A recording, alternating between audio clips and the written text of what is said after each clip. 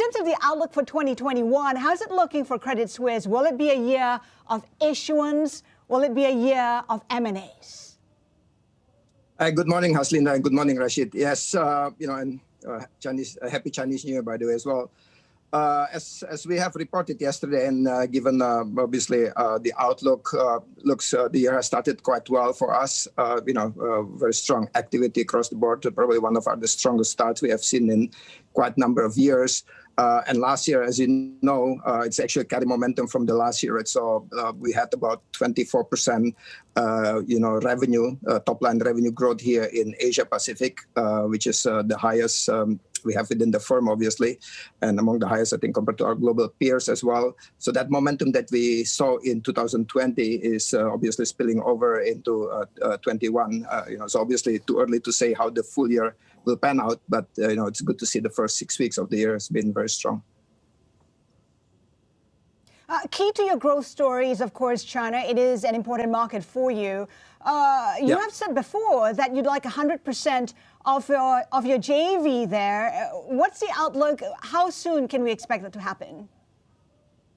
Well, as you know, we obtained the 51% last year, so we're in full control of the JV now. We have our team, the whole management in there, so we're very excited about that. We have obviously started working on really upgrading a lot of the infrastructure we have in the JV. And obviously the intent is to get to 100% as soon as possible. So, but the good news is, like I said, we are in full control of the operation of the JV. We start engaging with a lot of clients. A lot of our clients onshore in China were excited to have another option to deal with somebody like us, which is very unique. As you know, we are positioning ourselves the bank for the entrepreneurs, which is quite unique, I think. And in Asia, I think that positioning has resonated very well for us. And a lot of the franchise strength that you see across Asia, and not only in China, as I may emphasize as well. In Southeast Asia, as you know, we're number one for a number of years. Korea, we are very strong as well. India, Australia, and so on. So I think that positioning as the bank for the entrepreneurs is playing very well. Obviously, in China, where there's a lot of first generation entrepreneurs and very keen and very eager and hardworking and creative as well. That positioning is working very well for us. Right. Helman, China is an increasingly difficult market to navigate. I mean, we're seeing a changing landscape in terms of regulation.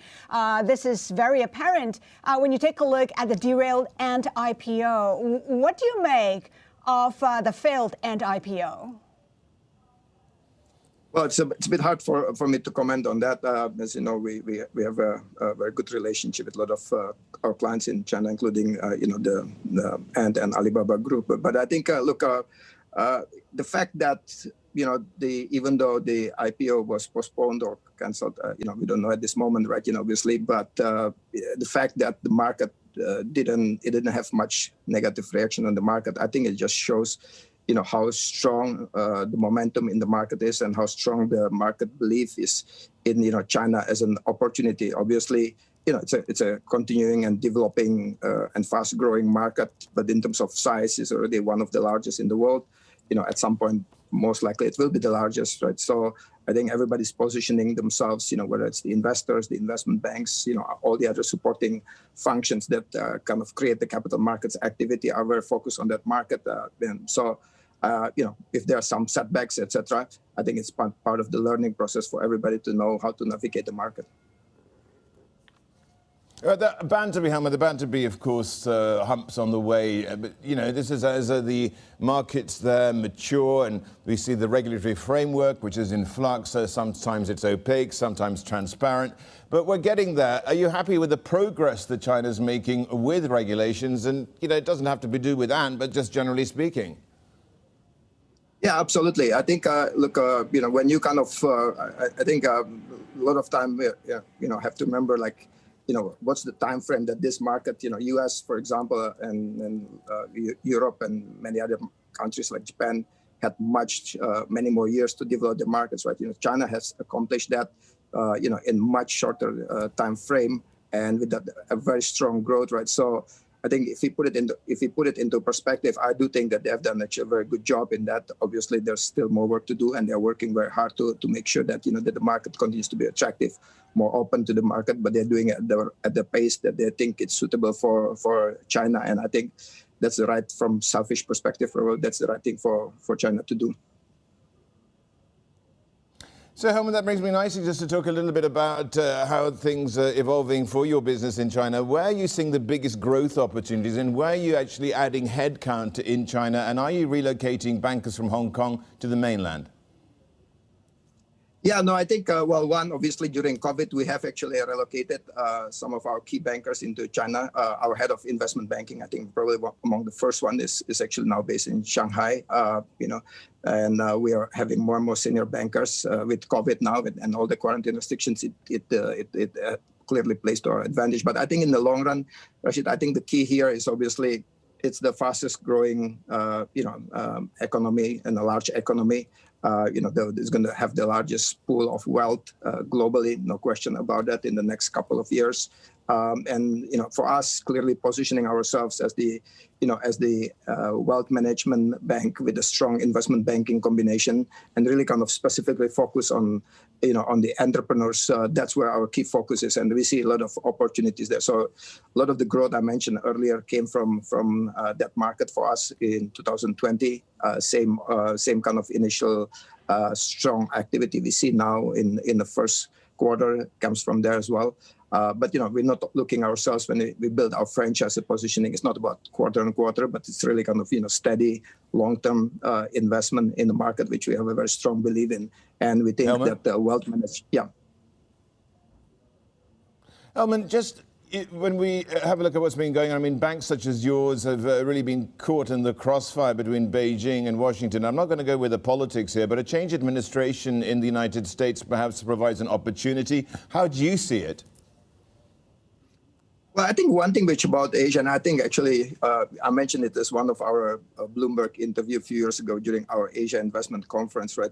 One thing which always amazes me about Asia, and that's why I'm a very strong believer and bull for Asia, is that we in Asia, I think, and working very hard. A lot of times we have seen changes in political leaderships across globe, right? Whether it's in US or in Europe or other parts of the world, including in Asia. But I do think that what's the most important part is that I think the long-term growth story of Asia remains intact.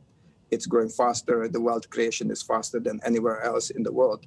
So I do think that even though there are changes in political landscape, and we will see how those develop.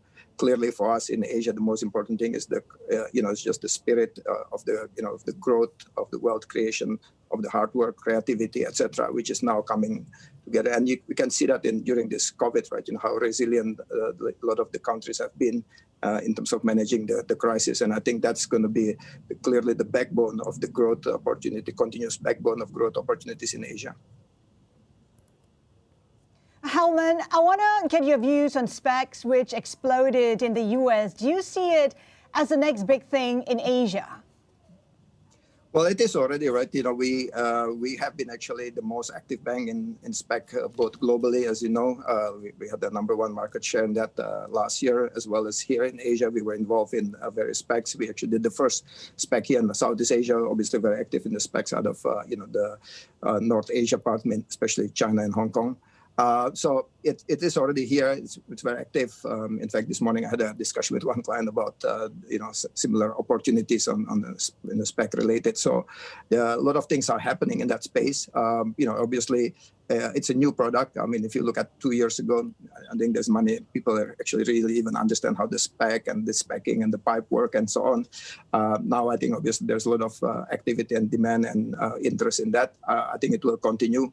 I think as everything else that's growing very fast, I think we all have to remember and be mindful of it could come in cycles. There could be some issues as well related to quality, etc. So we need to make sure that we maintain that. Helman, before we let you go, any reason to be concerned about the exuberance in the markets? I mean, it keeps climbing to higher highs. Is there reason to be concerned? Are there risks there? Well, clearly, with the toppish levels that we see pretty much across the globe, I think there is concern to be, as an investor. At the same time, there's a lot of liquidity in the market, and I think after that liquidity is pulled back and absorbed back into by the central banks, then I do think that that we will still continue to see very active market environment. We see that, we continue to see that. But yeah, I think everybody has to be mindful that we are at the toppish levels and really position yourself for, at the right position. Depends, who you are, whether you're issuer or investor, right? But I do think that we'll see some volatility in the short term. But long term, I think the opportunities and the liquidity, as long as it's still there, we'll continue to see upward trend.